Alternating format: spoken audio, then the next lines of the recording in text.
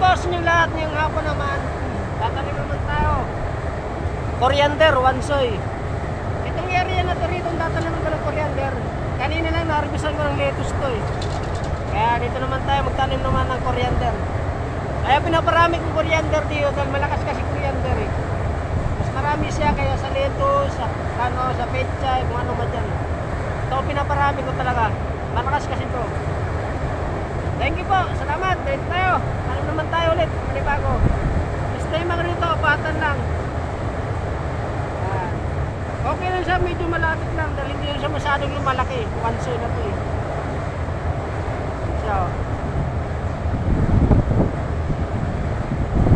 Oh. Parang kenchay siya. Pag sa malaki tingnan mo, pero sa amoy, magkaiba sila.